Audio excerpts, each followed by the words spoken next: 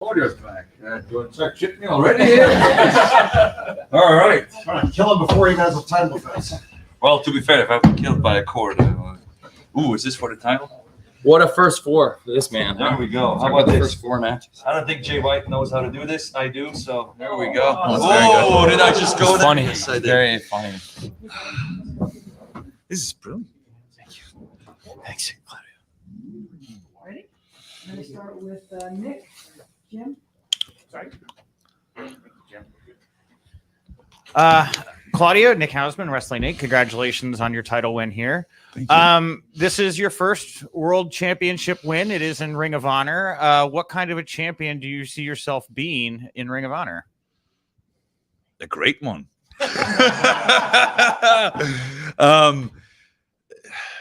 This is my first World Championship, and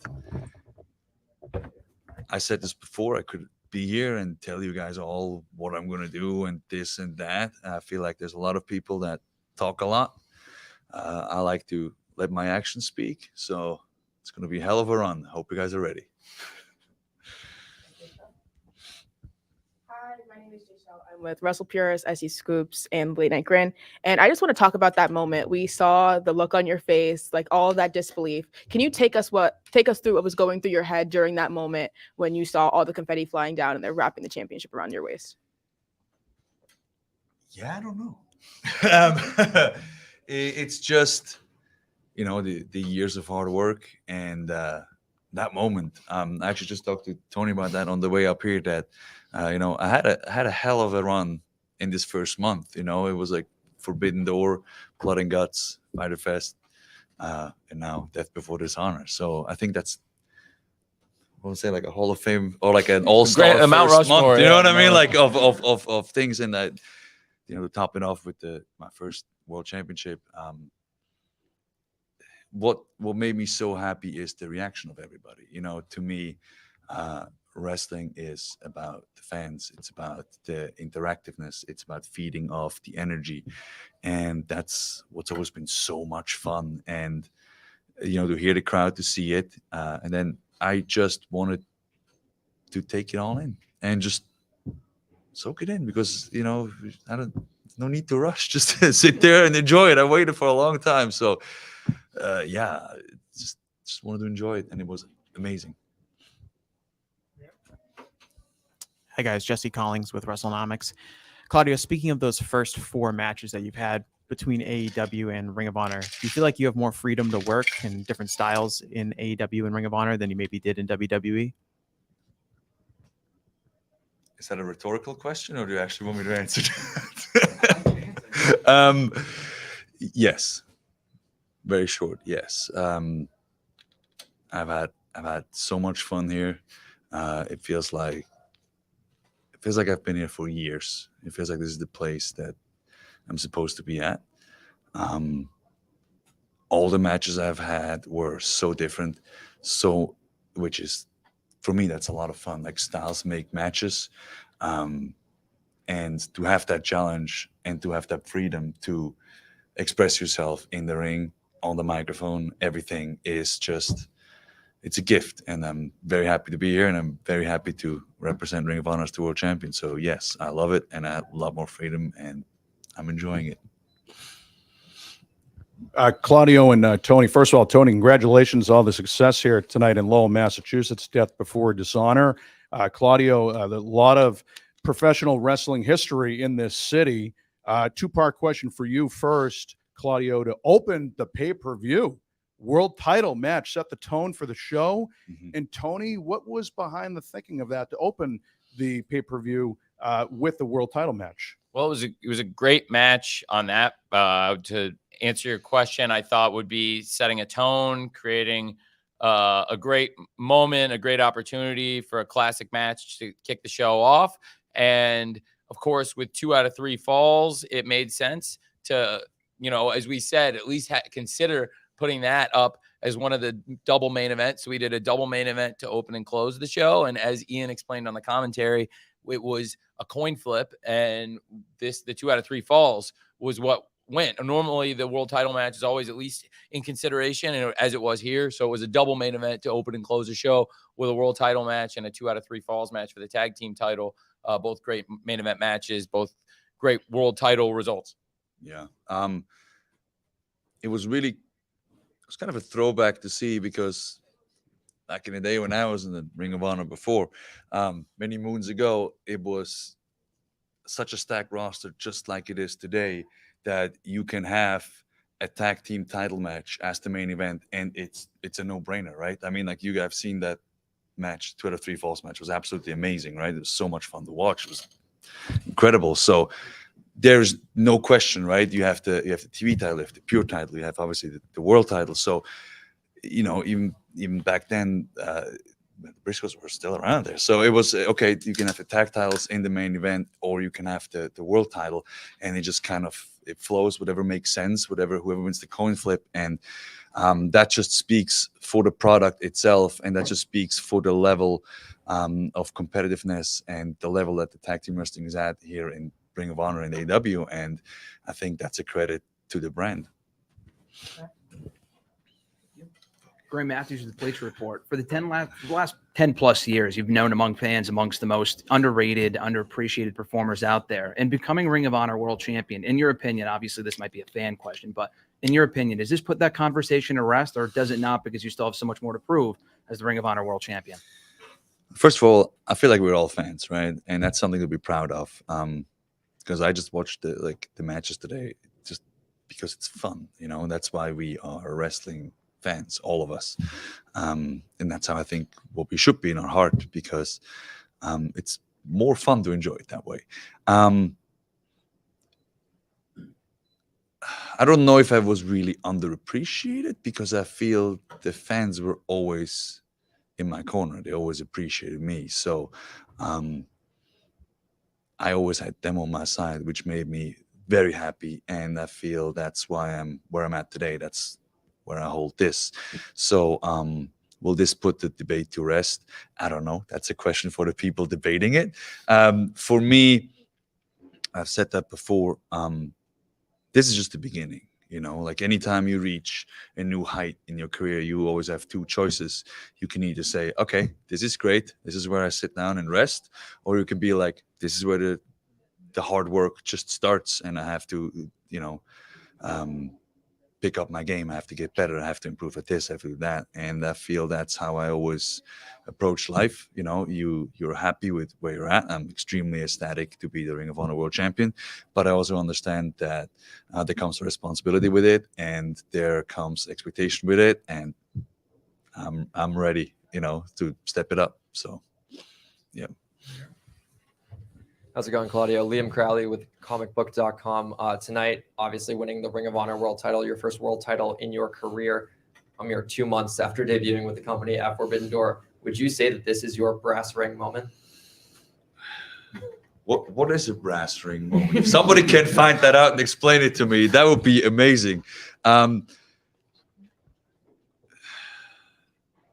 mean, it's definitely an awesome moment, and I feel life and wrestling is all about moments, right? And how you seize them, how you act in them, and how you succeed in the good ones and in the bad, because that's the journey, right? And everything I did in my life and in my career led up to this. So if that's a brass ring, I would say the first month was kind of, you know what I mean, a brass ring moment, because it was one of those, like, okay, how do you replace arguably one of the best wrestlers in history in Bryan Danielson, right? So then it was like, okay, I got to step up, because I don't want people to be like, oh, you know what, I kind of want to, you know what I mean? So it's to be that and be able to pull that off, and then going to blood and guts for 60 minutes. And you know what I mean? So it was like, to me, that was like, okay, this is great, because this is a fantastic challenge. So if this is the culmination of my brass ring month, I think that's a really good one. Justin Barrasso, Sports Illustrated. Question for each of you. Tony, was the original plan? I thought there were injuries at Forbidden Door to kind of necessitated Claudio wrestling on that card. Was the original plan to debut him tonight? And for Claudio, you know, in order to win the belt and have it mean anything, you got to beat somebody special. Jonathan Gresham, one of the hallmarks of your career has been you've done things your way. He's the same way. I think Jonathan's so talented. If you wouldn't mind touching on what you respect most about him.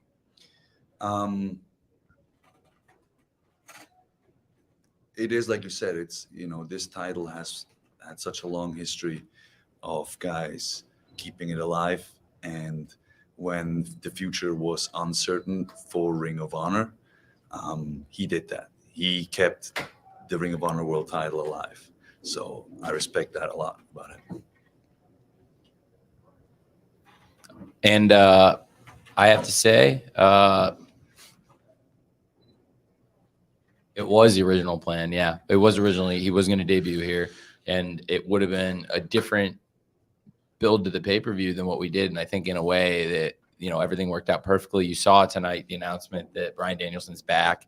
He's going to return to the ring at Fight for the Fallen on Wednesday against Daniel Garcia, who also had a great showing here tonight, which I'll touch on in a moment, against Wheeler Yuta, the Ring of Honor Pure Champion, also Claudio's stablemate in the Blackpool Combat Club. So originally my vision when we spoke was that Claudio was going to come back and be at Ring of Honor, and he would debut, and it would be a mystery wrestler. And I think there would have been a lot of anticipation for who it was going to be, but I also think that it would have been a great delivery. And I honestly think that, if the fans had gotten drawn to the possibility of who could be associated with Ring of Honor, who is a name that is so important to the history of Ring of Honor, and also was certainly, I believe, the best free agent wrestler in the world, then I believe it would have been a lot of fans assuming, hoping, wishing, wanting to see it be Claudio. But things changed. And I also knew when we spoke, there was a possibility that he would come in as the alternate, replacing Bryan Danielson as Zack Sabre Jr.'s opponent at Forbidden Door, and also replacing Bryan Danielson in the Blood and Guts match. And so everything's worked out great. Bryan Danielson's cleared. He hasn't wrestled since Anarchy in the Arena. He's been rehabilitating, taking it easy. We've been conservative, and we're really excited to have him back. And he's excited to get back in the ring against Daniel Garcia. And of course, it was just a great debut. And as Claudio said, as we were walking in, we talked about how amazing it is to have his first 4 matches be Forbidden Door against Zack Sabre Jr., 2 of the greatest wrestlers in the world, one-on-one at Forbidden Door at the United Center for his debut match, and then to go right into the Blood and Guts, where he got the result and became a big hero and a huge spotlight in one of the most important AEW television shows of the year, following up on the pay-per-view days later, then coming back at Fyter Fest and wrestling his former tag team partner Jake Hager in a great match at another one of our biggest TV shows of the year, Fyter Fest, and then coming in at Death Before Dishonor as the champion. So it's a different path, but a great path. And now Claudio is the world champion. Death Before Dishonor was a huge success, and Bryan Danielson's back, and everyone's here. And speaking of the Blackpool Combat Club, and I mentioned the great match earlier, Daniel Garcia versus Wheeler Yuta for the Pure Championship. Here is the Pure Champion, Wheeler Yuta. Hey, let's go. Thank you. We need to have a cool handshake for the Blackpool Combat Club. I thought it was the Top Gun. It is the Top Gun. Yeah, we got that. That's right. If you have more room. He already made the Jay White joke before he walked in. Good evening, Mr. Khan, Wheeler, and Claudio. Mr. Khan, for all intents and purposes, this is your first ever show for Ring of Honor that you were able to conceive from beginning to end, start to finish. Can you just tell us a little bit about the difference between a Ring of Honor show that you've had some time to plan out versus, say, an AEW pay-per-view? Get a little different mindset that goes in. Can you tell us the difference? Well, a lot of differences. I think from a business standpoint, we presented it at a different platform with Bleacher Report, tied it in. Now there's a association between Warner Brothers Discovery and Ring of Honor for the first time, which is, I think, great for the Ring of Honor brand. I know from experience, is also the owner and CEO of AEW. And also it's been great utilizing AEW and AEW utilizing Ring of Honor, having great wrestlers who represent both companies coming both ways, stars from AEW here in Ring of Honor, stars from Ring of Honor in AEW, and also having some of the champions from Ring of Honor and some of the moments that set up this pay-per-view appearing in AEW, but also having the pay-per-view on Bleacher Report was a big success. I know for sure that it is going to be one of the 3 biggest pay-per-views in the over 20-year history of Ring of Honor. And it's even higher than Supercard of Honor, which was already one of the 3 biggest. So now there are 2 that we've done are 2 of the 4 biggest of all time, along with Supercard at Madison Square Garden and the All In. Those would be the top 4 buys. And this is also in the top 4 attendance, and it is the highest attendance ever for a Ring of Honor show that is not at WrestleMania weekend. And so it is pretty great. And we have great champions, and now you see somebody who is, I think, had great history in both companies, and somebody who's new to AEW has great history in Ring of Honor, and it's really special. And the Blackpool Combat Club now transcends pro wrestling, truly. All the gold. All the gold. Congrats. James Stewart, 98.5 The Sports Hub here in Boston. How you guys doing? Congratulations on your championship victories. At the end of the pay-per-view tonight, there was a standoff between the Blackpool Combat Club and FTR. Is that a dynamite match in Worcester? Is that a future pay-per-view match? Where is that story going? And is the Blackpool Combat Club going for all of the gold? Well, I'm not sure when it'll happen, but I'm sure that is a collision course that we're definitely on now. Obviously, FTR, in my opinion, is the best tag team in the world, but there's a reason that we have the Ring of Honor World Championship, the Ring of Honor Pure Championship, and Claudio and I have never tagged, so who's to say that we're not going to be the best tag team in the world? So I'm really excited for that one. Yeah. That's the fun part, right? It's all the possibilities. Mm-hmm. Hi, Jay Shell again. Like you guys just said, you guys have a lot of gold now. You guys would normally be dripped in blood. You beat me with a roll up. Hey, man, I beat you with a wrestling move. You beat me with a roll up. You said that you were going to take me down to the canvas and embarrass me. You didn't tap out. You didn't embarrass me, man. No, you're not embarrassed. I have this title right here. You don't. I'm not even hurt, man. Yeah. Roll up. Yeah. All right. I thought you guys were violent. Yeah. I thought you guys were violent. Yeah, sorry, I can't hear you. You're clearly embarrassed. What? Get out of here, fanny pack. I think you're embarrassed him if he's coming up like that. Yeah. You know? When I beat Bryan, it's going to be worse than a roll up. I might send him on vacation with his family again. No. Oh, yeah? Send him on vacation to work on his garden a little bit. Hey, I'll see you Wednesday. Really? Hey, Danny. You going to pin me again? Hey. You just going to put my shoulder? Hey, I got a microphone. You don't, all right? So get out of here. Get your ass out of here. Come on, Danny. Come on, Danny. Come on. This is embarrassing. Oh, yeah? That's it? All right. Thank you. Thank you very much. It was a very great match, Daniel. Thank you. Great match. Thank you, Daniel. Good work, Daniel. Real close. Careful. Very, very, Maybe next time, very pal. careful. Very, See you very Wednesday. careful who you're calling out here. You didn't embarrass me. You put me with a roll up. He's almost crying, isn't he? Sorry. I thought it was a great roll up. Oh, thank you.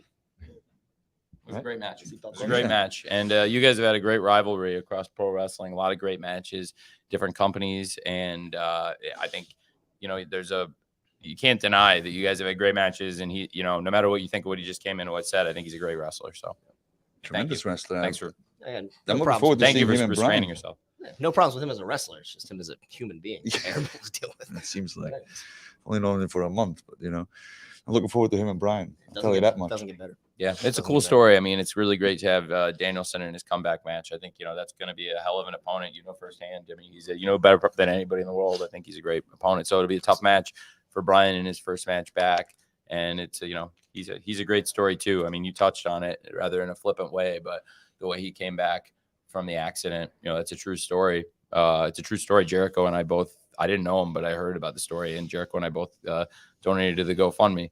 And I don't, what you said, I think in the heat of battle is what you said, but it was a real situation. And he's got a lot of guts. Yeah, he does. He's the perfect opponent for Bryan when he comes back, as Yeah, it's going to be a great match. Yeah. Like I was saying, you guys are now dripped in gold, like when you're normally dripped in blood. It's gold this time. But what does it mean to be able to hold championships alongside so many other great wrestlers, and also to have the mentorship of William Regal, who's also obviously an amazing wrestler, amazing mentor? What does it mean to be able to have so much brotherhood in wrestling while maintaining and defending these championships? To me, that brotherhood is what drives you. I talked about that earlier, that when you reach a goal, there's two choices. You can either just rest on your laurels or keep improving. And I always want to surround myself with people who push me to get better. And that's exactly what the Blackpool Combat Club does for me. Like anything I do, I have either William Regal or Mox or Yuta or Brian be like, well, I could have done this better, or maybe try this next time, or do that.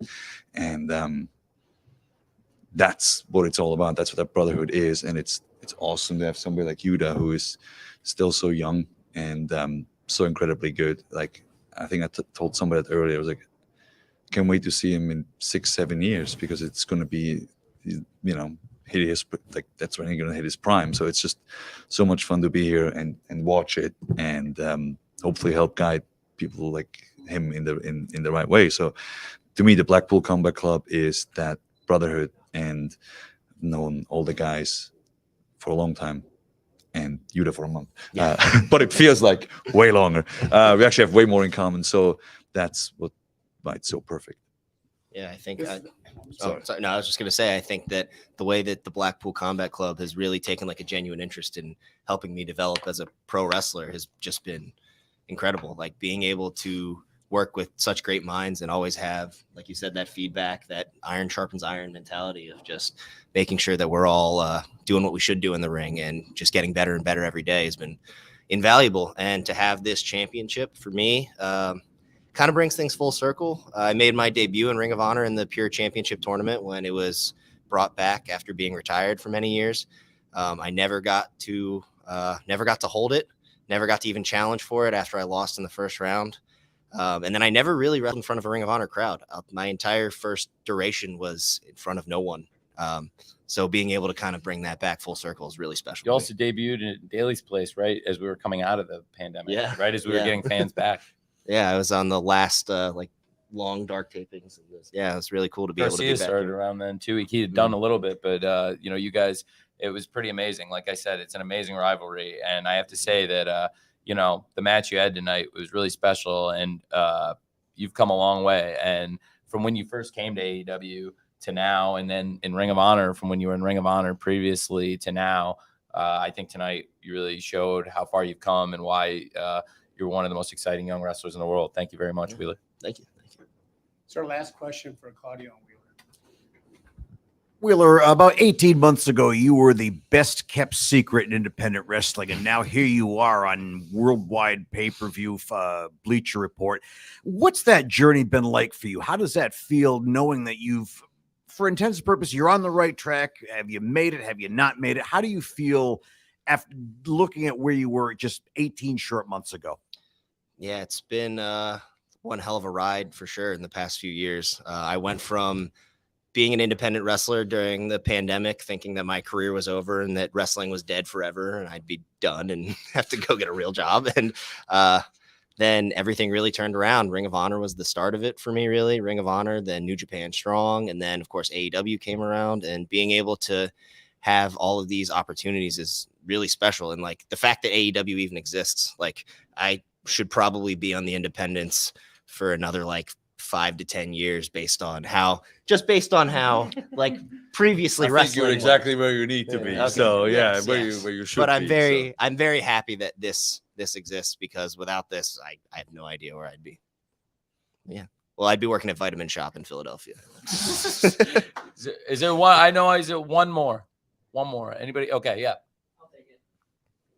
Hello, Steve Fall from NBC Sports Boston. Thanks, you guys, so much for putting on a great show tonight. Tony, will we ever see a unification between Ring of Honor and AEW Championship someday to just have a special on Dynamite? Because there's so many great specials when Dynamite pulls them out. Could we see something like that?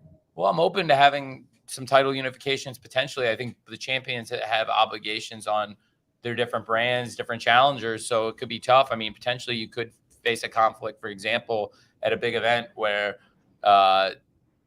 a champion, there might be 2 separate championship matches, 2 sets of contenders. So that's something I've been mindful of also, trying to keep the schedules manageable. There has been some unifications in AEW right now. There are people carrying multiple championships, and it's happened before that people have carried multiple championships in AEW on more than one occasion.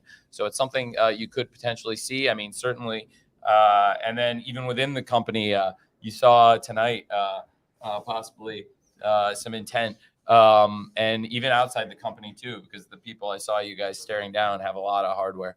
And I have to say that, you know, it's certainly something you could see. And at Forbidden Door, you saw just recently where Claudio made his debut. Of course, Wheeler was involved in a great match to start the pay-per-view. That one didn't go your way, but tonight did. So I think you can look back at that now with a little levity and say that Forbidden Door was a great show. And we saw certainly some of those possibilities. And I think this week for the Forbidden Doors opening again, we're seeing, of course, Yamashita versus Thunder Rosa, of course. You saw some highlights of that, even in the commercials all over TBS and TNT. You're seeing highlights, Summer Sun Princess, Tokyo Joshi Pro a couple weeks ago, clips of that. And of course, on AEW Dark, we showed the full match for that Yamashita versus Thunder Rosa match in Japan, the Eliminator, with the upset Yamashita winning, and she'll be here at Fight for the Fallen. The Forbidden Doors open there. Of course, we saw many times over the Forbidden Door with Takeshita versus Moxley, and also now ROH has won 10 straight matches across AEW, Ring of Honor, and Mexico. And with these 10 straight wins he's put together over some top competition, including Penta in his AEW debut, one of our top stars, former World Tag Team Champion, co-holder, and now tonight beating his brother, former two-time Ring of Honor World Television Champion. He's one of the hottest wrestlers in wrestling. So again, opening the Forbidden Door on Wednesday for that AEW Interim World Championship match. And of course, whoever wins that match will be in great position. Speaking of Ring of Honor, one of the Ring of Honor Hall of Famers, the AEW World Champion CM Punk is standing there as the AEW champion, and there'll be a unification match when he comes back. Whoever is the interim champion when Punk returns. So it's a great match. With former two-time Ring of Honor World Champion ROH versus the former AEW World Champion, the interim World Champion Jon Moxley. Be a great match at Fight for the Fallen. So Forbidden Doors open, a lot of champions across wrestling fighting each other. You never know. So it's definitely something we could see. And like I said, the Blackpool Combat Club had a big night tonight. Fight for the Fallen on Wednesday is going to be a big night. Yeah. And I really appreciate, I just can't say enough, you know, speaking of championships, the champions here, thank you very much. Both your matches were great, and congratulations to both of you. Congratulations. Yeah. First-time world champion. First-time world champion. Great world champion. Let's hear it for Wheeler Yuta. Yeah. Great match. Great match. Thank you. That's our cue. No. Thank you. I would stay with you all night. My friend. Good times. Thank you. That was great. I could. These guys would talk wrestling with us, and these ladies and gentlemen. I don't know. It's not that complex, is it? I was about to say, this is like the greatest thing ever. And he's just like falling over. I don't know. He would probably trip over that cord as well, right? He's over the top. Thanks, guys. Congratulations. Yeah, I'll take a question. We're gonna bring in another set of champs in a moment. I'll take a question. I can say that, like, real quick, just as a business briefing layout, this is we're approaching 25,000 buys digitally. We're well over 20,000, approaching 25,000. I may be over it, and just digitally. And when we get the cable and satellite buys, this will be one of the highest Ring of Honor pay-per-view buys in the history of the company in over 20 years of operating. And as I said, this is the fourth biggest live attendance. Of course, our first show we did, Supercard, was up there. This beat that by a big margin, and it was great. And so it is the number 4 all time in over 20 years of Ring of Honor events. And again, it is the highest ever for a non-WrestleMania weekend event. It's pretty cool. Thank you. I really show we can stand on our own. And thank you. Excuse me. Thank you. No, it's your company. James Stewart, 98.5 The Sports Hub here in Boston. You mentioned CM Punk. Is there a timeline for his return, whether it's Chicago Labor Day weekend or when?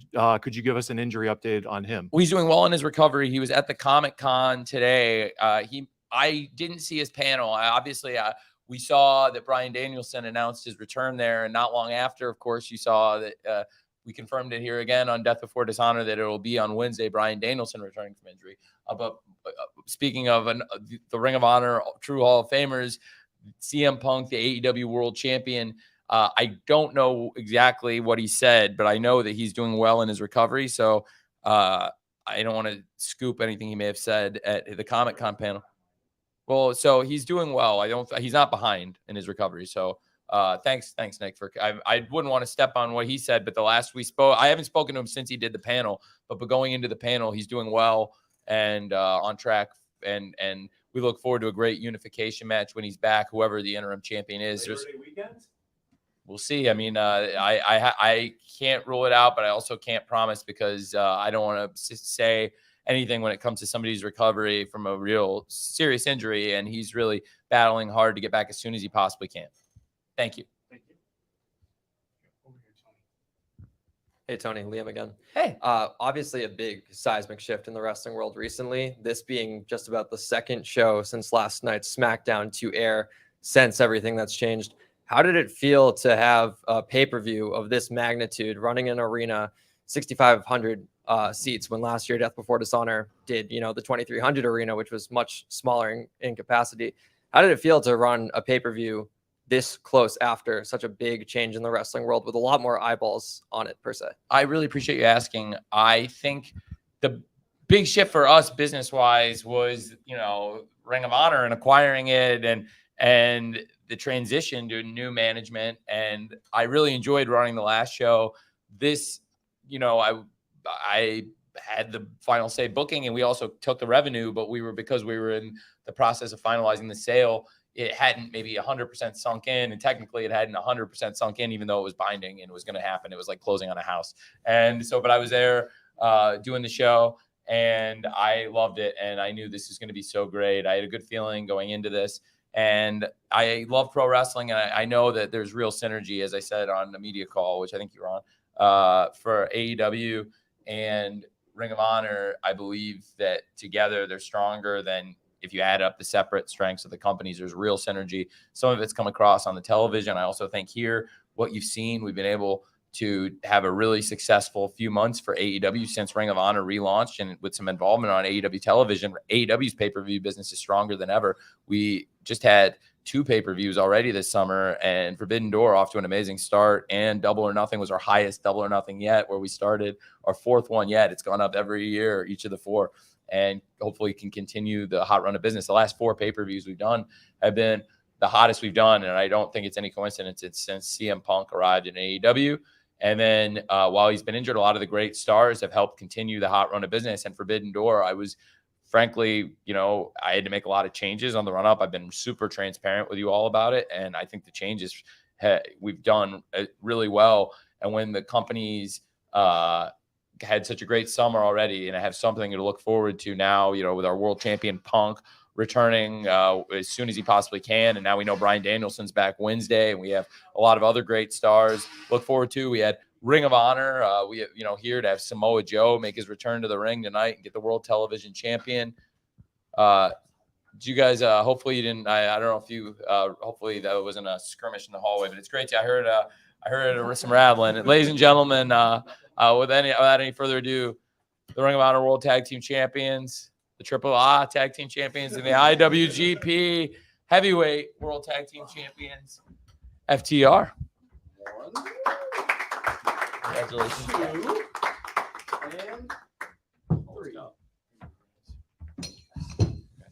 Thank you so much. Sorry, I'm sure I just didn't want to wear a shirt. That's all right. Sorry. It's an emotional evening. For them, they do, but I say they're handling it a lot better than Jay White. Hey, how's everybody doing? Okay, here we go. Tony, can I follow up on one thing you just said before we get to FTR? Roosh and Dragon Lee. I know Lucha was such a big part of that last iteration of our Ring of Honor. That match was spectacular tonight. To go a little behind the scenes with us, how did you put that together? I'm going to stay after they're done. I promise we'll get to it. Okay, all right, perfect. No, it's cool. I don't want to waste the champ's time. Thank you. You totally understand, Justin. Yeah. Please. Okay, thanks. I can tell you're cool. Thanks. I'll ask one of the champs then. That's all right. Yeah. In terms of finally working so hard to get to where you wanted to be recognized as the best in the world, not just by your peers, but the crowd, by it seems like everyone. Has that sunk into you? I mean, again, to work for something for so long and to finally attain it, it's a unique feeling, right? What's that feeling like for you? Well, did you hear the post-match promo? I think that's something I live with every day. And for so long, I was so afraid that we weren't Personally, I wasn't going to be able to do something good for wrestling because it's done so much good for me. And this year alone, thanks to Tony, has allowed me to do something good for wrestling and do something good for my family on top of that. And I don't think it'll ever set in. But I've always fought very, very, very, very hard to make sure that we could, or to try to be able to leave something behind. And we talk about legacy, and it's such a buzzword now, but we do talk about it a lot. And to be able to do that this year alone means the world to me. I'm going to stop talking because I'll just start crying. It's not something I don't think we'll ever get used to. And I said it Wednesday, but I meant it. Like it's unreal to me every week when we go out there. And I remember after a Supercard of Honor, we were going into Boston for the Young Bucks rematch. And I was thinking, if the crowd's half as good tonight for us as they were, or if they're half as good in Boston as they were in Dallas, we'll be okay. And we went out there and the crowd was just so behind us. I could not wrap my head around it. And then I was like, man, that was really cool. And then it's kept going and it hasn't stopped. And the scale that it's reached now, I don't know. It's overwhelming, but it's overwhelming in the best possible way. Yeah. And I've said it a million times, like I can speak for myself. Being accepted and being loved and being wanted was something I didn't have for my whole life. And now millions of people around the world accept and love and party with us. And that means the world to me. Gentlemen, Anthony Pyrus, PW Insider. Have you come to grips with your place in wrestling history at this point, being clearly a top 10 tag team of all time, given the hardware, given what you've done in the ring, out of the ring? Please tell me how you feel, knowing how the general public of wrestling fans feel about you. I would say yes and no, and that you kind of answered your own question because you said top 10. And we want to be one. So we know we're not there yet, but we're not ever going to be satisfied with our place in wrestling history until we get to the top spot. And maybe we won't ever do that. But if we ever decide we're not going to keep trying to achieve that, why are we still doing this? Like this legit, like we will say it until the day we walk away. Like it saved our lives, both of us in different ways, but it has. And selfishly, I want to make sure that what it's given to us, we can give back to it, but that it never gets forgotten either. So until we're number one, or at least in that debate, I'm not satisfied. Yeah. Being considered, like, I've said it a million times, Arn and Tully, the Hart Foundation, and the top of the list for me is Midnight Express. And I'm not even kidding. Dennis Condrey sent me a text today after the match telling me how much he loved the match. But to even just be in the conversation with those kinds of wrestlers, it blows my mind. I don't know if we'll ever reach the top, but we're going to work until we're going to work. We'll give everything in our bodies until we're done. We can, try to get there. And if we don't, at least we fucking freaking tried, and at least we worked so hard to get there. And that's all we can do. But I appreciate you saying that. That means the world to me. And we're going to keep going until we hopefully are number one. Thank you. Yeah, thank you.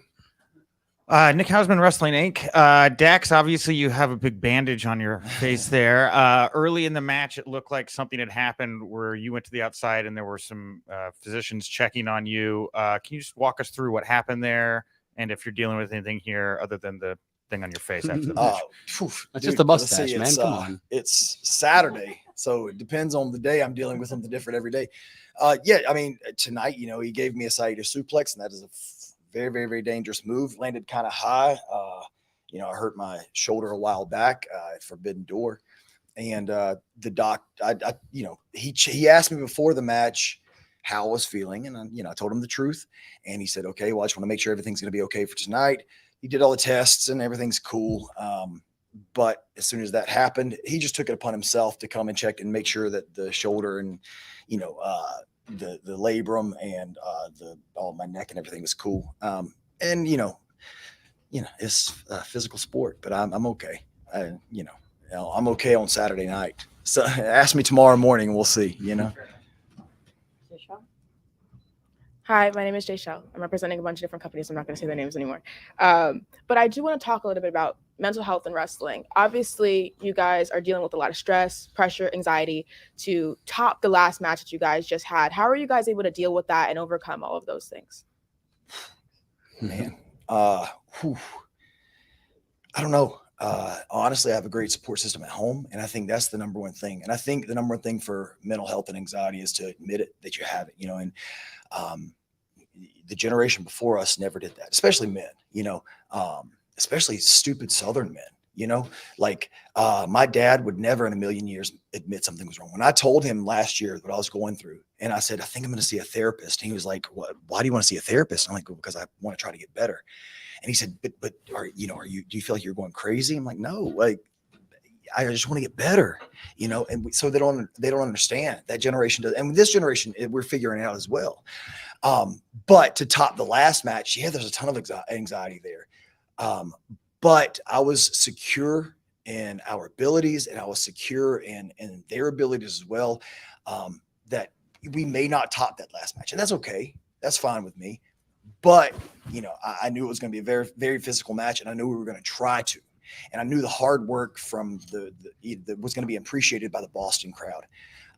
So for me, after what I've gone through the last a year ago, the anxiety of a wrestling match is nothing anymore. Yeah. The anxiety of life is way far more. It's just harder, not even just as a wrestler or a man, but as a human being, man, look at the stuff we deal with, every day, every single day you see something different, and it's all freaking scary, but we have to admit to ourselves that we all need help. We all need a support system, whether that's a family or whether it's a friend or whether it's a therapist. I'm on Zoloft. I am talking to a therapist, and I'm very proud of that because I've come out on the other side, and that's the stuff we need to talk about. Wrestling anxiety, wrestling is whatever. Life anxiety is what we need to talk about, Yeah, I think more than anything now, I feel more comfortable than ever because the crowd has kind of let us know that they appreciate what we do. So it gives us that comfort going into a match, knowing, okay, we can do what our minds are thinking. And for the most part, these fans are going to follow along with us. They're going to enjoy this. They're really letting us know how much they appreciate the hard work. So that part makes it a little easier. But like you were saying, there is a lot of stress that comes with it. But with our platform, I think not just talking about the wrestling stress, talking about the life stress is a huge thing for everybody, because pre-pandemic it was bad, but during the pandemic you saw or you heard a lot of people, loved ones, friends, family, strangers that were going through something, and I think they felt shame. They didn't want to speak about it. Having a guy like Dax who went through what he went through last year and now being so vocal about it, I think that is a huge plus for mental health and for the advocacy of it and for getting help and knowing that there's no shame, there's no stigma. There isn't. And if there is, we'll beat the shit out of them.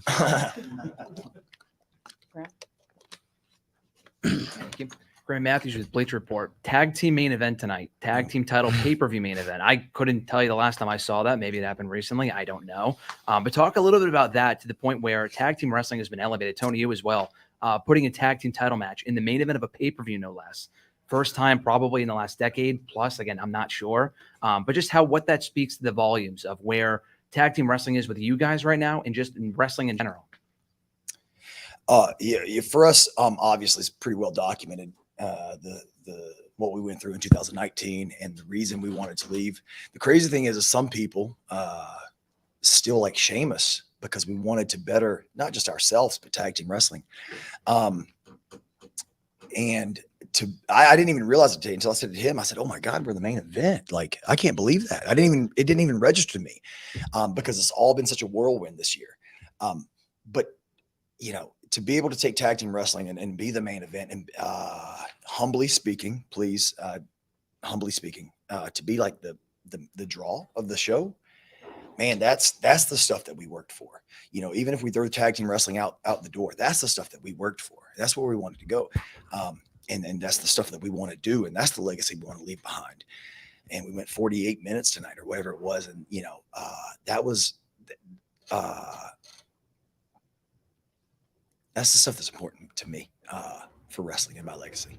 I'm very proud of our entire career. Like the stuff we did before we were a tag team, but especially since we've become a tag team, what we've been able to accomplish at all phases in different times, but what we've been able to do the past 2 years to be able to help tag team wrestling get back into a spotlight, to become buzzed about, to be one of the most talked about or anticipated matches on any show.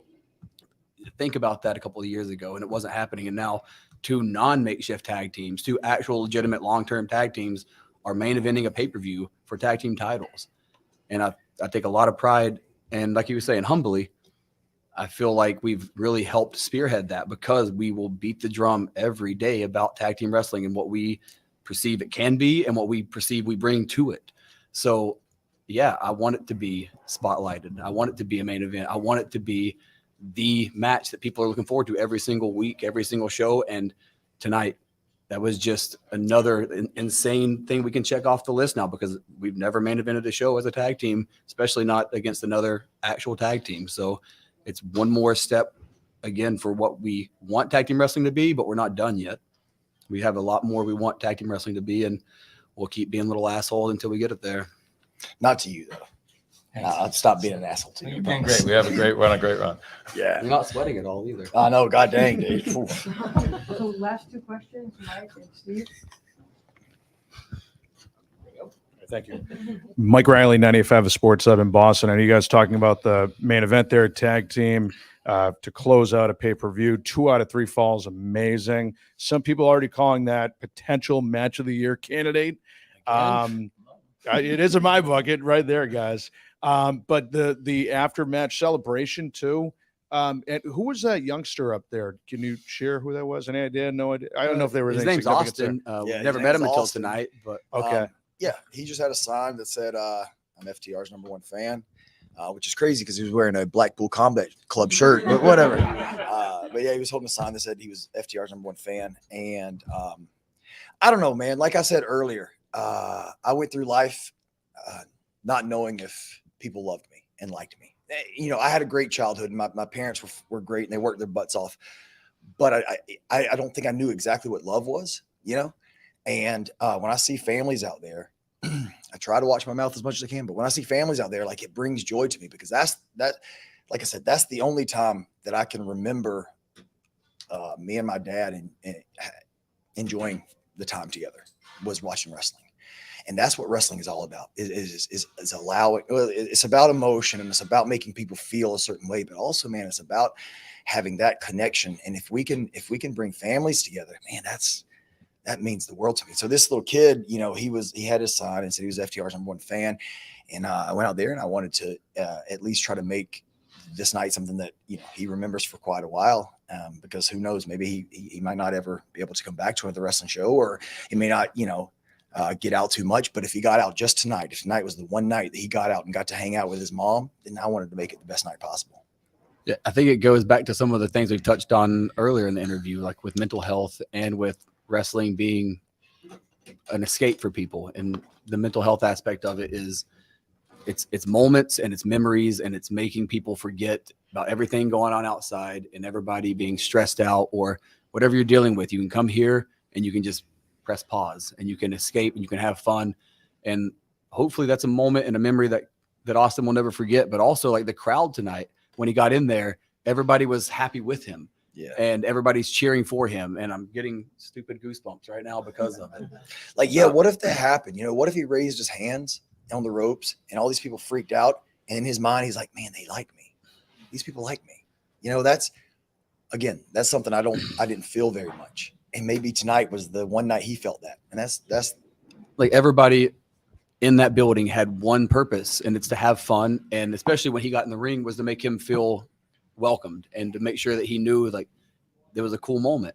And like, to sit there and have like a conversation with him, to hear like his excitement, and to see his mom's face when we took him back over Like that's what it's all about. Like it's not about like this is cool, yes. Like this is cool, yes. But at the end of the day, like when I was his age and I had nothing to look forward to, that would have been really fucking cool. And this is the only major sporting company in the world that would do that. I promise you. Everyone else would be afraid to get sued or whatever, you know. I'm not crying either. Last question for the champs. All right, I'm Steve from NBC Sports Boston. Everyone compares you to the greatest tag teams of all time, but is it hard for you to admit that you are one of the greatest tag teams of all time? Because obviously, humbly, you want to say, "Oh, we're not." Maybe, but at the same time, a lot of people compare you to like the Hart Foundation you brought up earlier. Is it hard for you to actually sit down and go, "You know what? We are one of the greatest tag teams of all time"? But I'm just talking to him. No, no. I don't know. I don't think I've honestly, if we're being honest about it, I don't think I've ever sat down and thought about, you know, are we the greatest of all time? Are we one of the greatest of all time? Are we Mount Rushmore material? You know, I don't know if I've ever thought about that. The things I think about is when Bret Hart texts me or Dennis Condrey texts me or Arn Anderson texts me or, you know, these people that I looked up to who I loved, you know, and admired, and they tell me how great we are, or what we did was great, or, you know, those are the things that I'll forever remember. Like Arthur Ashe last year, we had this match with Sting, and I went to Sting the week before in catering, and he was eating catering, and you know this was a year ago, so he had relatively just come back, and I said, hey, I know at 62 years old, I know you probably have some doubt in your mind, and that's okay. You know, we all do. We're all insecure, you know. And I said, but if there's ever a night you wanted to go 30 minutes, next week is your night. Because I promise you, we can make sure I said, we know Sting better than you know Sting.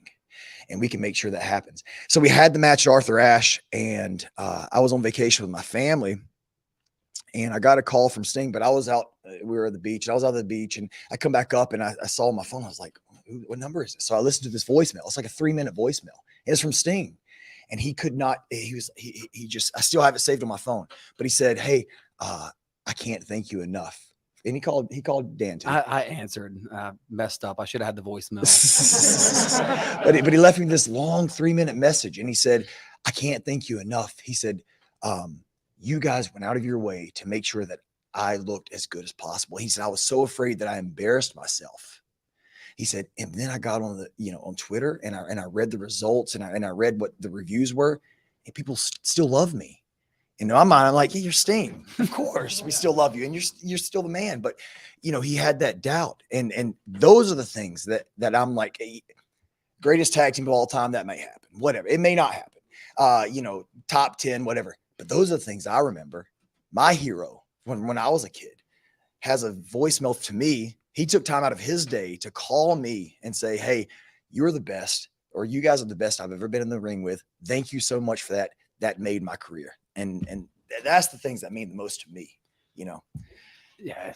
I'll just add to it real quick. It's just the same with what he was saying. I don't know if I've ever really sat down, like I want to be, and I say it, but I don't know if I've ever really sat down and thought about, okay, where do we compare to the Midnights? Where do we compare to the Hart Foundation? In my mind, we don't. Where do we compare to rock and roll? Yeah. So like, I don't know exactly where we rank, but just being in any sort of debate right now, like top 10, that's insane to me to be, when you think about the amount of tag teams, the great tag teams that have been here before us. And we obviously try to make sure that their memories aren't forgotten. We always try to pay homage when we can to those guys, but I don't ever really sit down and think, man, can we be better than them? And maybe we never will be, because they did this night in and night out so many days a year all over the world. And that's what gave us this chance. That's what gave us this opportunity. Yep. And like I never went to wrestling school. I learned by watching these guys. I never went to wrestling school. I'm just that talented. But honestly, my trainers were watching these guys and learning how they did it. So I don't know if I compare myself to them, but I know I'm thankful that they existed, and to be mentioned in the same breath as them is something I'll never forget, never take lightly. And real quick, like that's another thing too, is like we never want to, we always want to remind people where we came from, because we've got to remember as wrestlers that these guys were working 300 days a year, 350 days a year, whatever. And I mean, that sounds impossible, but they were. And they were away from their families. And they made a small percentage of what we're making now. You know, and we're working less dates now and making more money than they were. And we have doctors at ringside. That come check Yeah, on we us, have so they doctors. didn't We have that. we have catering. We have doctors. We have catering. We pays for a hotel. They pay for our transportation to and from the airports. That never happened because those guys, you know, that never happened. But it happens now because of them. And so, yeah, you know, I'm going to get some heat for saying this, but whatever. But yeah, if Cornette if he wants to shit on me, that's okay. You know, I'm okay with that because he's earned that right. If Bret Hart or Booker T or whoever says, I'm not a fan of those guys because they did this, that's okay because they earned that right. You know what I mean? And I'll listen to them and I'll say, well, maybe I can. Maybe I can take that and say, okay, maybe I can better myself. But I'll never get mad at them for not liking something because they earned that right. Because they were away from their family a lot longer than I'm away from my family now, you know, and they paved that road. And now I can make a living and work 1 day a week, 2 days a week, maybe 3 days a week and give my family a life that they may not could have afforded, you know, but it's because of the hard work they put in. And we as wrestlers have to remember that. Sorry, that was a tangent for no reason. I apologize. Sorry. I love wrestling. And sorry. But thank you. Thank you. FTR. Thank you guys. Thank you guys.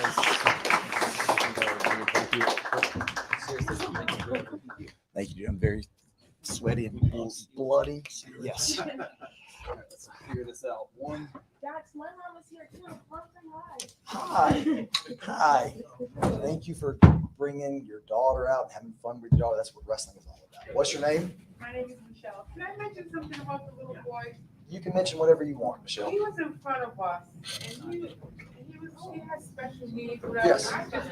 That just touched my heart when we see him. I was like, oh, that's the boy who's in front of us. And that was. Yeah, we get one life. You know what I mean? If you get one life, and if I can, you know, if First class frogs. First class frogs. Thanks, dude. Let's go. Thank you guys. Thanks, man. Thank you. Congrats, man. Thanks. Let's go, champ. Thank you. Thank you, Dax. We have about 20 minutes with Tony, and we'll let Justin finish his question from the Sure. That was great. Thanks. Okay. Thanks, Justin. Dragon, thank you. Yeah, sure. Dragon Lee and Roosh, putting them together, how important was that to the show? Even getting them to work together, and that's pretty special too. Can you kind of take us behind the curtain and was there any hesitation in the two brothers wrestling? I think in the past, Roosh said he wouldn't wrestle his brother. They were eager to do it, given the platform, the opportunity to be a part of a new era of Ring of Honor. It's two of the great wrestlers in Ring of Honor. They both have a lot of history. It's a historic battle of brothers, as we dubbed it. Former Ring of Honor world champion 2 times Roosh versus former Ring of Honor world television champion 2 times Dragon Lee, his younger brother. Great match. And they were both very eager to have it. Of course, now you think Roosh was willing to wrestle his brother, Dragon Lee, very eager for this opportunity to come back to Ring of Honor. Also, they were both very excited for the match. You saw at the end, possibly Roosh play possum on his own brother, which goes to show the kind of person he is. But honestly, for Roosh, you probably maybe saw, all things considered, a relatively restrained version because we know the kind of things he's capable of as a pro wrestler. But I have to say, I have tremendous respect for him. He, going into tonight, had won 9 straight matches across AEW, Ring of Honor, and Mexico. He's on a real streak. And since he came to AEW, you know, he's certainly made a lot of news. We had a very successful debut for him. He beat one of AEW's great wrestlers, former World Tag Team Championship co-holder Penta on Dynamite. Also did a great rating for that match. And so showed he's a box office wrestler and he's on a roll. And then, of course, he going with the Tonight Wrestling. His brother is a great platform for them both. It's also fitting with the history, what we're trying to do with Ring of Honor, launching a new Ring of Honor for the future, hopefully the best version of Ring of Honor yet. And it is involving people who've recently been involved in Ring of Honor and also some of the founding wrestlers at Ring of Honor, including the Hall of Famers. All of the Hall of Famers, everybody involved in the Hall of Fame is now associated with Ring of Honor. And I thought this would be a great match on the card. It's a dream match when we talked about it. And so I thought it would be great. We asked Roosh, who's with us, if he thought it would be a match he'd be willing to do. And also if he wanted to talk to his brother and see if his brother wanted to do it. And they were both very eager to do the match, and it would fit on the card because it was 6 matches that were championship matches. Every championship in the Ring of Honor history, every match was a championship match with the exception of the Battle of Brothers, of course, former champions, 2-time world champion Roosh, 2-time world television champion Dragon Lee. So every match, as you looked on that card rundown, which you may have seen the graphic, it was a very cool graphic, different look for Ring of Honor. The 6 championship matches, along with the Battle of Brothers, every match on the card had that cachet, had that mystique about it. And so this was that kind of match. It really fit on a card that was special night and very fitting to both the past of Ring of Honor and the future. Of course, I think I'd love to have Roosh and Dragon Lee back here. And now Roosh, former 2-time Ring of Honor world champion, and now challenging for the AEW interim world championship at Fight for the Fallen to benefit Oceania on TBS this Wednesday, just a few days from now, coming off a great match. He's had some great matches recently. And also, of course, Jon Moxley is on what a run he's on. And either one of them, you've got to think, would be a great opponent for CM Punk in a unification match when he came back. So it's a dream match coming off a great performance and a great win tonight for Roosh. And also Dragon Lee, what a debut in the new version of Ring of Honor. Obviously, he has a lot of history in Ring of Honor.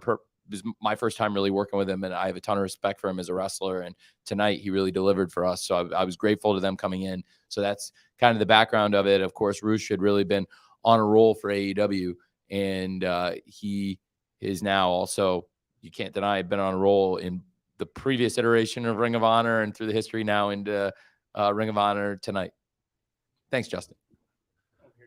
Hey, Nick. Hi, Tony. Nick Hausman, Wrestling Inc. I want to ask you, like as Liam alluded to earlier, this was a big transition. A lot of moving things happened this weekend, right? Your first big Ring of Honor show. No, it's my second Ring of Honor Well, show. your first one that wasn't like kind of pre-set up. Like that's true. That wasn't already announced, and some of the pieces were in place. And honestly, we kind of helped them put some of the stuff in place for the show even before the transition. That's fine. Sure. My question is not, okay. Sure. My question is nothing. Sorry. That. It's fine. It's okay.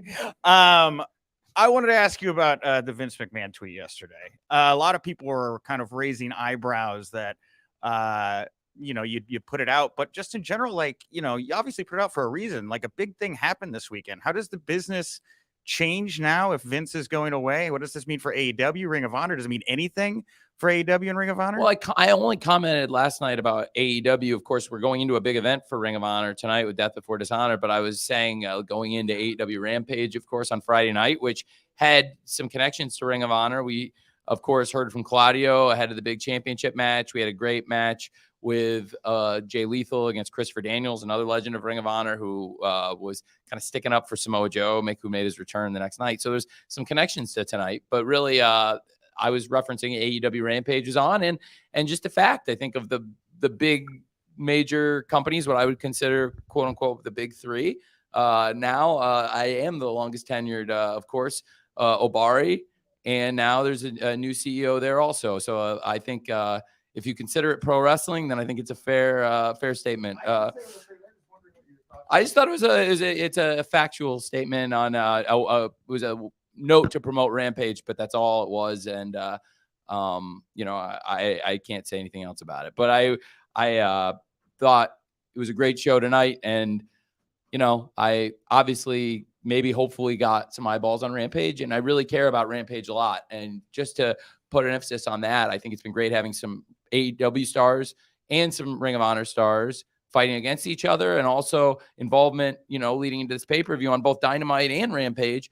Really, since we did the Supercard, there's been some involvement, some matches. We've seen Samoa Joe at times, Jay Lethal having some of these matches.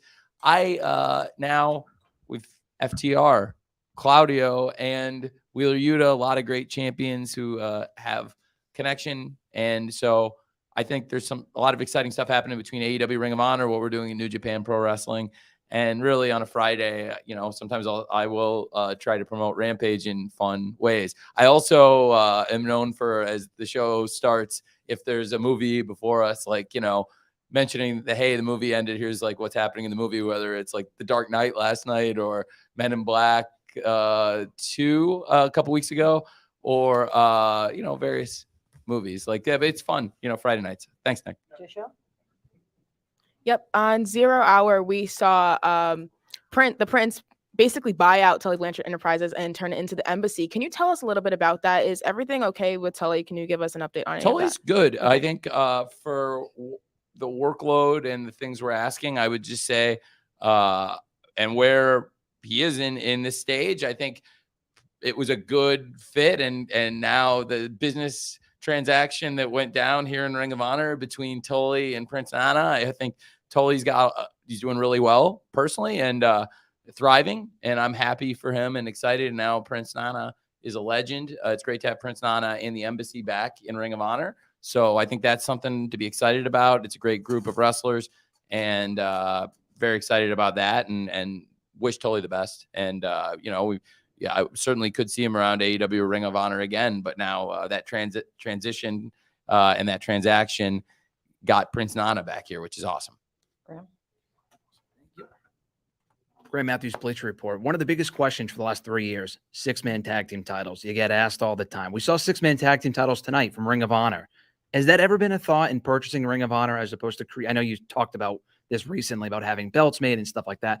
Was there ever the thought in buying Ring of Honor using their 6-man tag team titles as kind of in AEW and in Ring of Honor and stuff like that? Talk a bit about that. No, not necessarily. Okay. And also on that same note, anything you can add to the contract status of Dalton Castle and the boys, anyone else involved in that match? Because that was one of the more underrated matches of the evening. Well, that was a great match, and it was tremendous. And Dalton Castle and the boys are former Ring of Honor World 6-man tag team champions. And of course, they regained the championship tonight. It was a great match. I really enjoyed it. Don't want to comment on the status of everybody going forward, but excited about the champions regaining the titles. But a lot of respect for everyone involved in the match. Hey. Hi, Tony. Jesse Collins with WrestleNomics. So the Briscoes, obviously a huge part of this show tonight in the main event. We hadn't seen them actually wrestle on Dynamite or Rampage. Do we expect to see them in the future, maybe wrestling on either of those programs? I'm not sure. I can definitely say they'll be a big part of Ring of Honor going forward, and Ring of Honor's got a great future. They're signed to Ring of Honor, and I expect them to be a huge part of the shows we keep doing here going forward. They've been in 2 of the best matches all year period on the first 2 Ring of Honor shows that I've been able to work with them. And I'm really excited about working with them in Ring of Honor going forward. I'm not sure what the future holds in other companies for them, including AEW, but I know that they're a big part of Ring of Honor. And certainly if the match had gone the other way tonight, they'd be great champions. They're signed to Ring of Honor contractually. And I think that they're great representatives of the company. And I've really enjoyed working with them in this year in the short time we've been together. Thanks for asking. Hey, Tony. Liam Crowley, comicbook.com. You just mentioned with the Briscoes being exclusively signed to Ring of Honor, with the exception of the 6-man titles, all Ring of Honor titles are currently held by contracted AEW talent, which makes sense as while we're in a situation where there's no TV for Ring of Honor. Where do you draw the line when it comes to having those crossovers with AEW and having Ring of Honor exclusive talent? Or is that line going to be blurred until a TV deal eventually comes?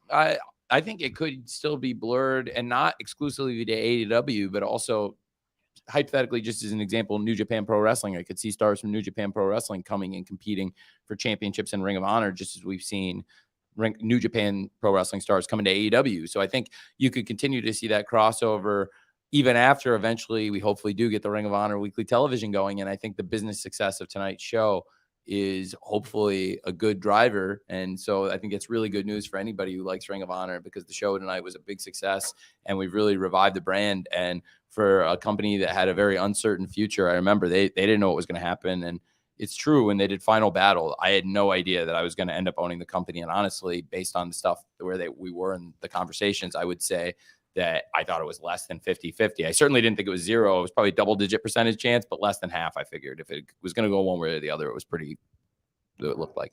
And when we did Final Battle, it wasn't like I did it just to tip the scales or anything like that. I honestly didn't think it would, but I thought that it was the right thing to do. And, Bandito was out sick, and we sent Jay Lethal as a replacement. But even before we knew Bandito was out, a lot of the top stars from AEW, like who had been top stars in Ring of Honor, champions in Ring of Honor, like CM Punk, Bryan Danielson, Adam Cole, sent in videos, and I was happy to do that. I've shown them, no matter what wrestling company it is, if it's, for something nice and for a good reason. I'm happy to help out whenever it's going to help, as long it's not going to hurt us. And so I was happy to help them. And I thought that could have ended up in somebody else's video library, which would have been amusing. But to be honest, they have plenty of video of all those people I just named. So I thought, what the hell?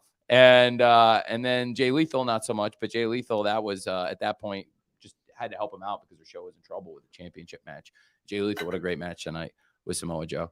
And so to your question, I think you could see wrestlers from both companies crossing lines when Ring of Honor gets going weekly. And I expect some continuance. And certainly after the business success of this show, I think this was the first time Ring of Honor has ever worked with Warner Brothers Discovery. Like I was saying it before, I've got a good amount of experience working with Warner Brothers Discovery, a great relationship, I really believe.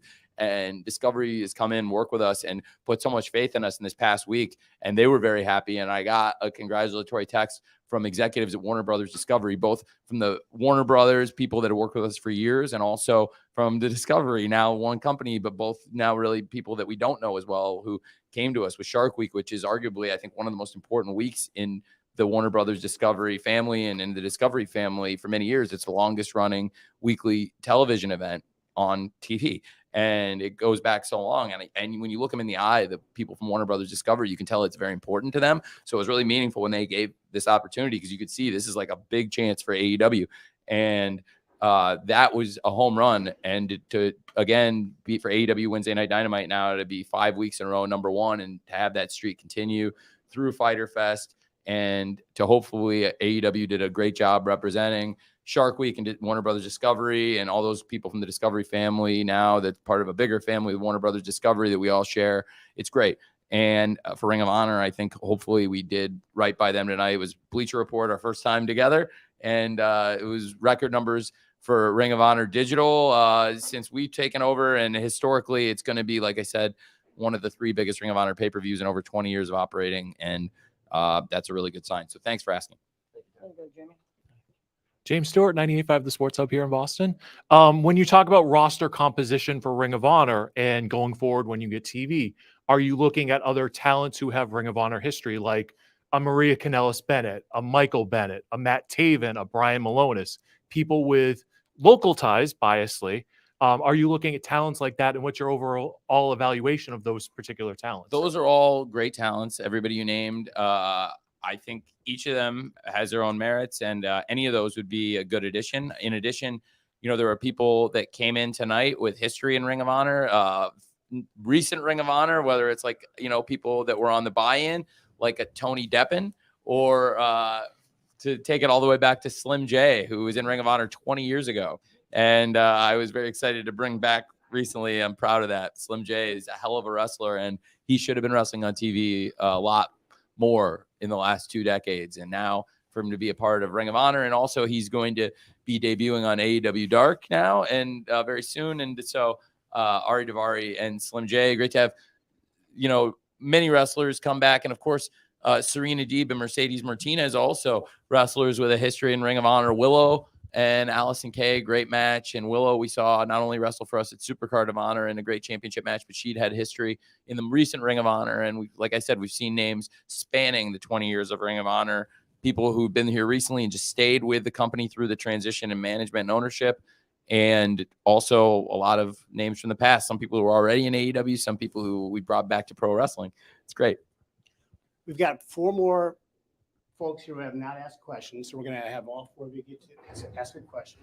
Okay. And then maybe can I do one more? Will we get 5? We'll do 4 that haven't, and then I'm going to flip a coin. Let's do the 4. We'll do the top 5. Let's do the 4. Here we go. Let's go. Here we go. Starting with this gentleman. Thanks. Tony Anthony Pyrus, PW Insider. You actually just said a name that I was really happy to hear you say, Mercedes Martinez. Obviously, she got probably the biggest win of her career tonight. And going forward, she looks to be a big part of the Ring of Honor process. Can you tell us what goes into something like that? And tell me about the Ring of Honor women's division, because I really like what she does. And I thought the match tonight was an underrated banger, as they say. Thank you. She's been tremendous, and it continues to be a tremendous champion. She was a great interim champion for Ring of Honor. And then, of course, won the unification match on Dynamite against Deanna, and has continued to be now a great champion here at Death Before Dishonor. I have a ton of respect for Mercedes. The way she arrived in AEW as a mercenary, getting involved, doing other people's dirty business in some of the matches. She's a better wrestler than that. She's a great pro, and I have a lot of respect for her. And it's funny, I think I told this story, but if I haven't, I like, it was like, exactly, I can't echo what Dax said enough about some of the great legends. One person who's fairly outspoken about stuff when he doesn't like something in AEW, but at times when he has, and to be totally fair, but I think he's known as being at times a critic of AEW, is Booker T. And I have tons of respect for Booker T. I've been watching him since I was 7 years old or 8 years old, going home after school, like rushing home to watch Global Wrestling Federation when Booker T and Stevie Ray, before they were even known as Harlem Heat.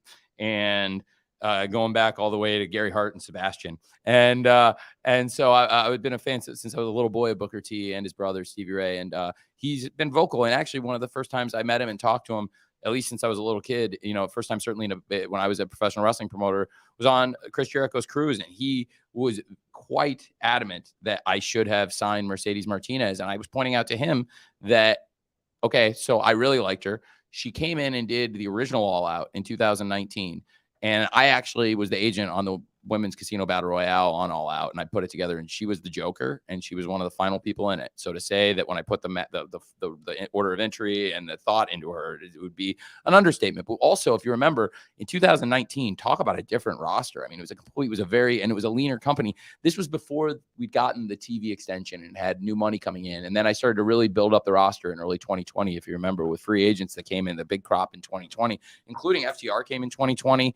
Ty Conti on the women's division, of course, and then you saw Mr. Brodie Lee. I mean, some great champions, great stars in the world of wrestling, and many, many others. So in 2019, we just didn't have that budget. She signed not long after that, and I just kind of missed the boat. I told him, I was like, I really liked her, and honestly, if that TV money had come in sooner, I would have done it, honestly. And I looked him in the eye. He's, of course, worked with her, really respected her. So I hope I've vindicated in his eyes that I've done right by her and by giving her some opportunities, and that's all I've done. She's earned them, believe me. She's earned these opportunities, but by booking the matches that she deserved. And she's been a great champion for us. Serena Deeb also, 2 great championship matches. She's definitely deserving of being a champion. She's one of the best wrestlers in the world. And both Thunder Rosa at Double or Nothing and here at Death Before Dishonor, again, Serena Deeb in both championship matches has been outstanding challenger, and she could challenge for any title in the world at any time. She's a great wrestler and great match. And Mercedes, great pro, like I said, tons. And I'm echoing Dax's point. I would just beat that into the ground that like Booker T has earned the right to criticize or say whatever he wants about anybody in the world of professional wrestling, and I take it all as constructive, including what he said about Mercedes, which I took to heart. So I hope he knows I was listening to him. And I saw him recently, and he looks outstanding. He just looks so good. I mean, for anybody of any age, but to have wrestled 3 decades plus and be in the condition he's in, and after all the great matches and all the toll it's taken and all the years and still look like Booker T does, it's pretty amazing. And he's one of the best. So that's just my thought, no matter what he says about us, just as also some of the other vocal critics of AEW, whether it's including Jim Cornette, one of the more vocal critics, but at times also a lot of what he says is very fair, and I appreciate the positive stuff. And certainly he was a mentor in my wrestling watching before he knew what he was doing as a disseminating information and his philosophies. I learned a lot. So those are great examples of people who can say whatever they want about AEW, Ring of Honor, me, whatever they want in pro wrestling.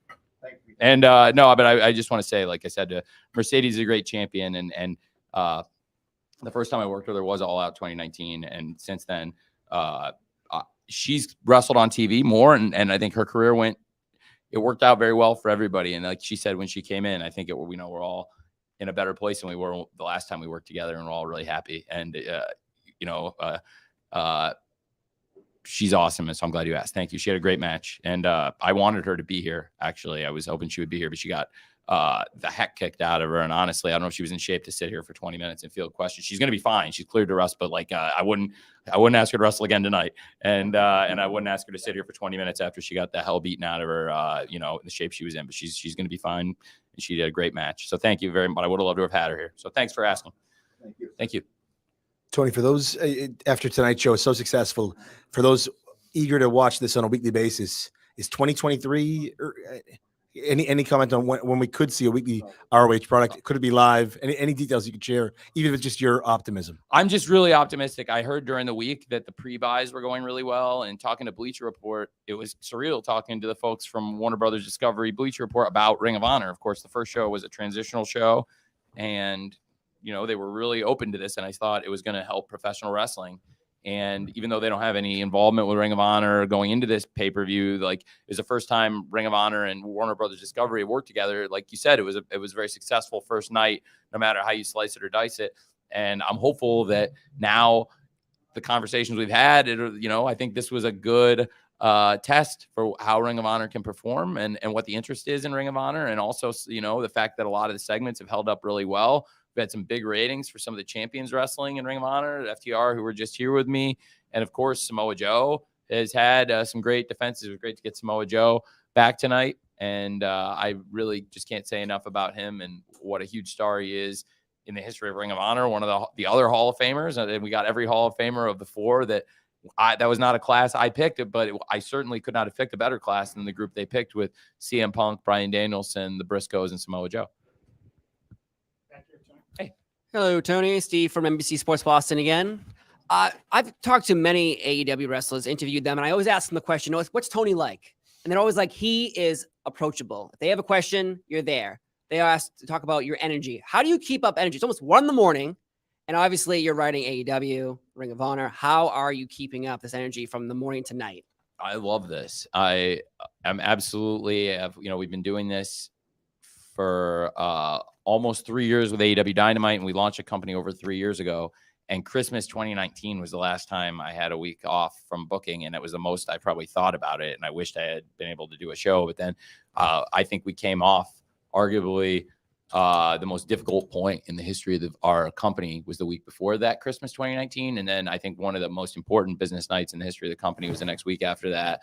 We went from, if you look at the jump in the rating from 12-18-19 to 1-1-20 over that 2 weeks. And that was the last time, Christmas 2019. And that wasn't by choice, honestly. It was because there was a Christmas story marathon at the time.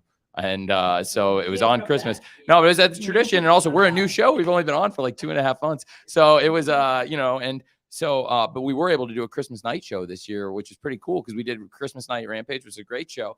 And so that was the last time we had a week off. I hated having that week off. And so I've never missed a show.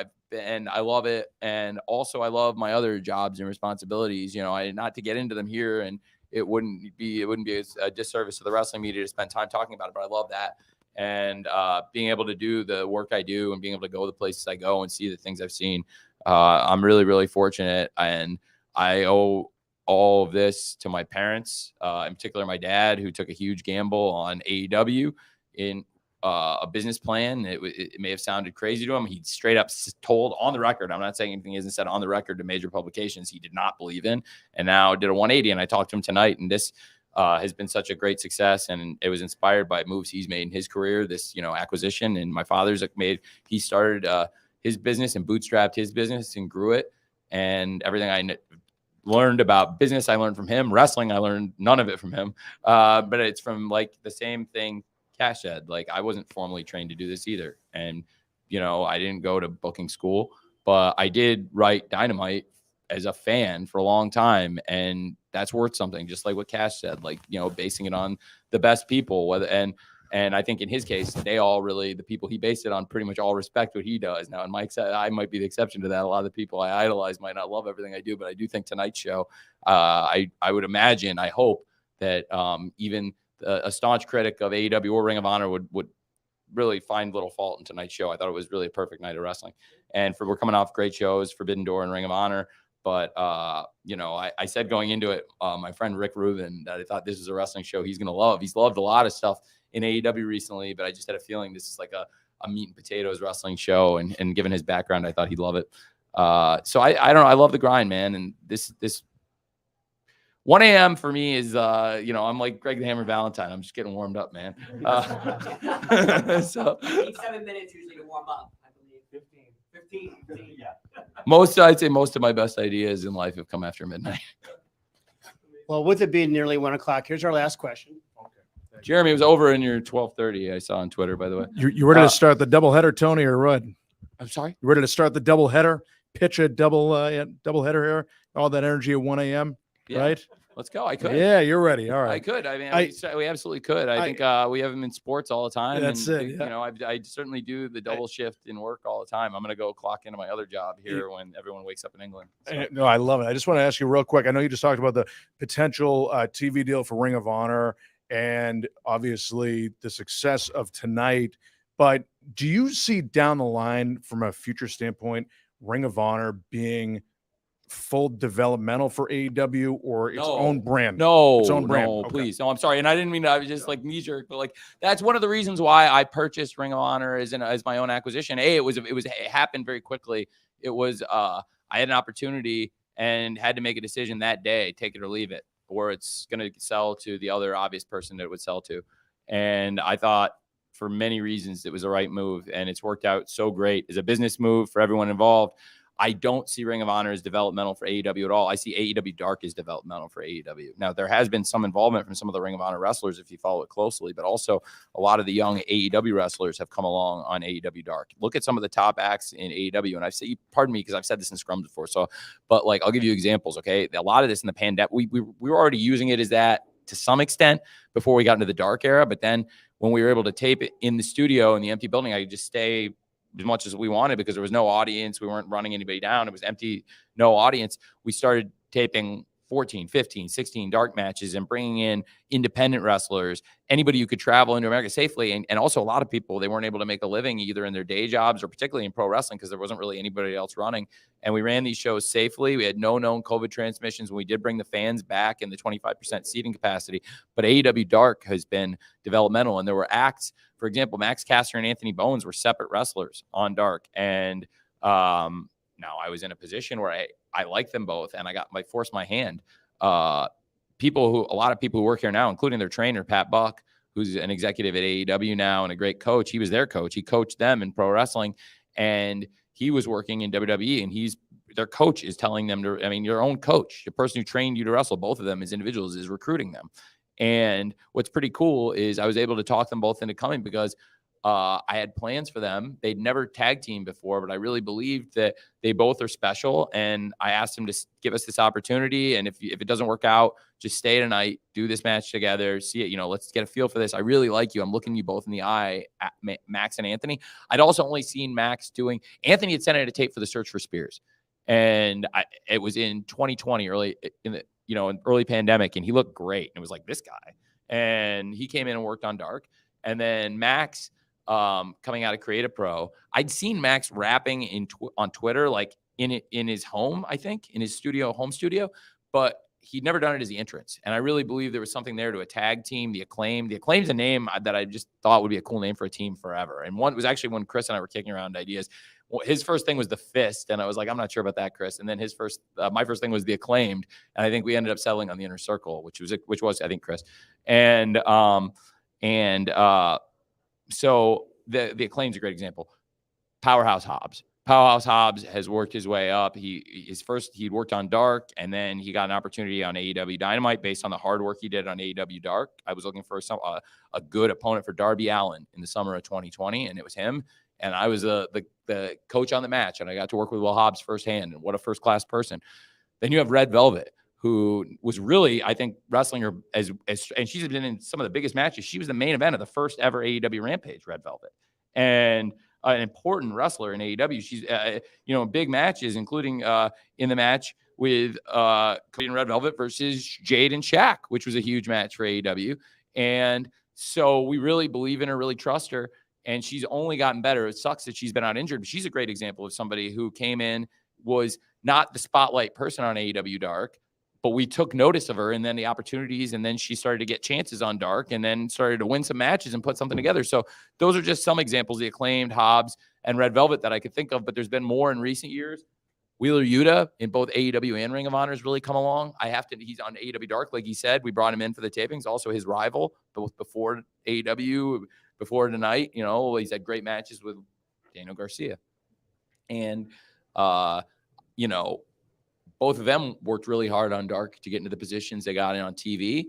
And honestly, different paths to get here. Garcia, I don't know why, but when 2.0, formerly known, other names, at the time, Matt and Jeff of Daddy Magic and Cool Hand Ange, when they became free, really great TV wrestlers, great reputation. I thought they'd be great veterans to put with Garcia, do something different. And I think the presentation was really cool. And those things when you see it, you had an idea and then you see it come to life and instantly you hit a home run. I didn't tell them they were going to be paired up or anything. I just had the idea to put Garcia and 2.0 together.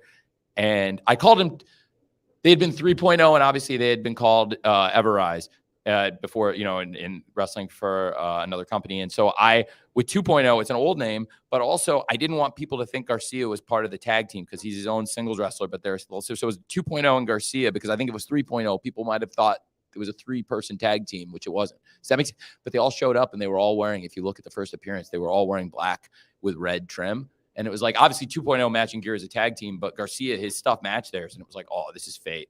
And from the beginning, they'd done so well together. They kept coming along. And then for Wheeler Yuta, how far he's come.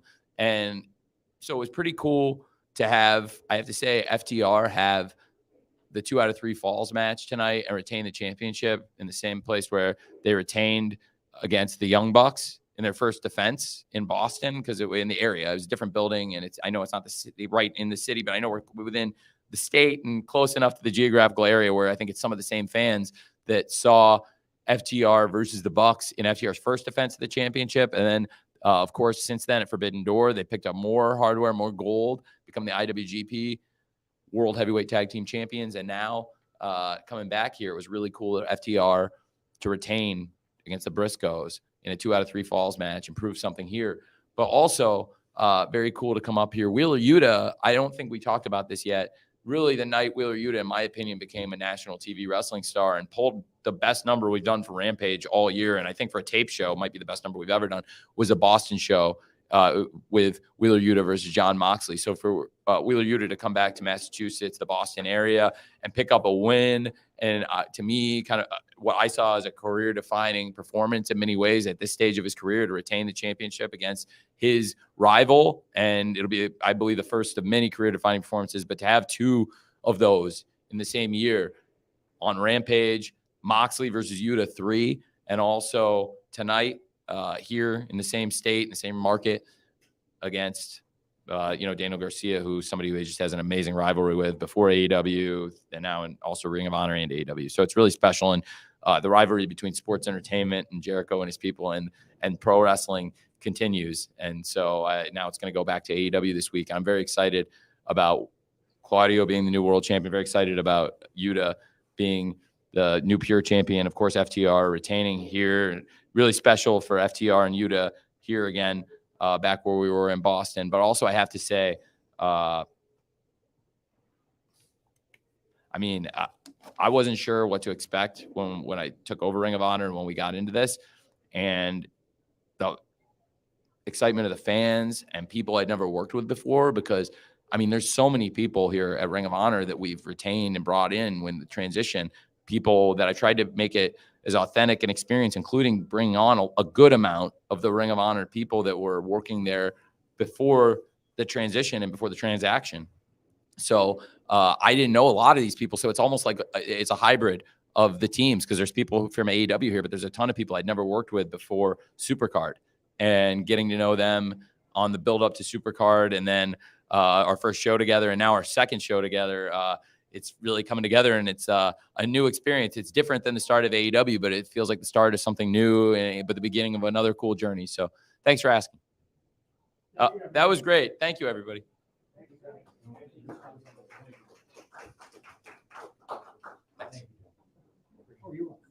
Sure, yeah.